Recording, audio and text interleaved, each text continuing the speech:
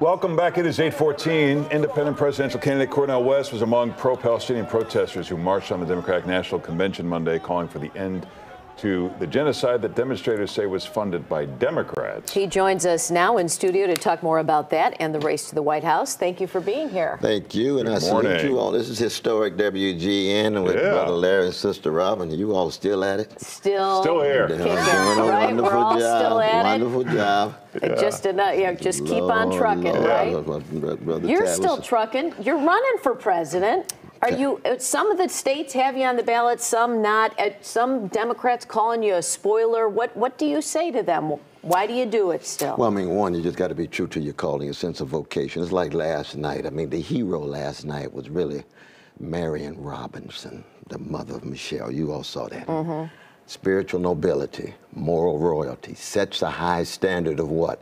Integrity, love, service to others. So that's my tradition. Mm-hmm. How do I talk about politics in such a way that there's a moral consistency, a concern for the least of these, not just the middle class, not just the middle. See, my Bible doesn't say in so much as you do to the middle class, you do unto me. It's what you do for the least of these. And I'm talking about poor people, no matter what color, no matter what gender, no matter what sexual orientation, working people in the same way. And that's why I'm with the protesters. So on the political spectrum, though, you are much closer to Harris than to Trump. Oh, sure. And you know this question is coming. That's right. At some point, would you bow out to avoid tipping the election to Trump?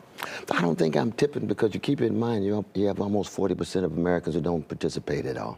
They just kind of given up. Politics has legalized bribery, normalized corruption for them. So I'm speaking to them, but I'm also trying to make sure that there is a moral and a spiritual witness.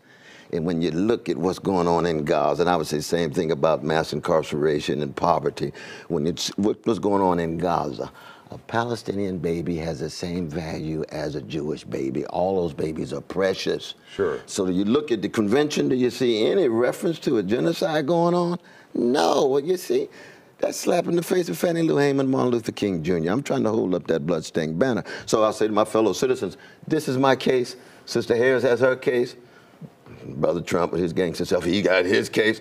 Listen to the case and make a decision. But the other side of that moral coin is, would you agree that Hamas uses innocent Palestinians as human shields and Iran uses them as political pawns? I would say you got gangsters on a variety of different sides. You got terrorism coming on a variety of different sides. But when you talk about terrorism, you have to be consistent. You see, we don't want to talk about the Israeli terrorism. We want to talk about the Palestinian terrorism. When we talk about anti-Semitism, crucial. Anti-Jewish hatred, immoral. Anti-Palestinian hatred, immoral. We have to be consistent. Because as you know, see, I come from a black folk who've been hated chronically for 400 years and taught the world so much about love. So the question is, do we have what it takes to cultivate the capacity to actually have a compassion across the board and keep track of those who are wrestling with ethnic cleansing, wrestling with apartheid-like conditions and so forth? Aside from Gaza, what do you want to see being addressed inside the United Center that's not being addressed? Yes, wonderful question. Poverty. 40% of black and brown children living in poverty in the richest nation in the history of the world. That's a moral disgrace. 62% of fellow citizens living paycheck to paycheck. And 1% of the population got 90% of the wealth. That's a key sweat moment. Something just ain't right.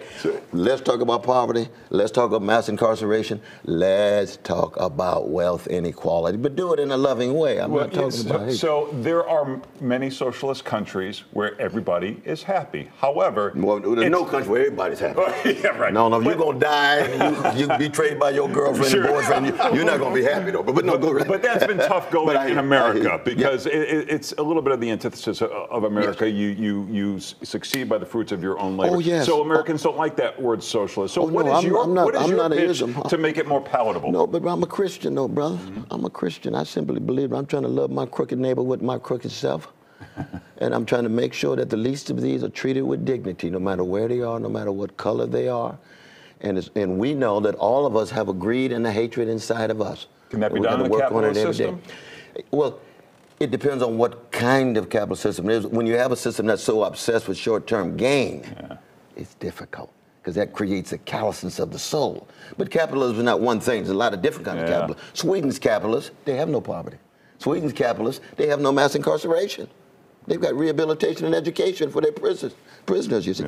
But we just have to learn from each other. And in the end, we just got to keep our style and our smile and keep the legacy of the Marion Robinsons alive. That's high, high standards. She come out of Birmingham, Alabama. That's Dorothy Love Coates and Eddie Kendricks and Willie Mays. You know what I mean? Yeah.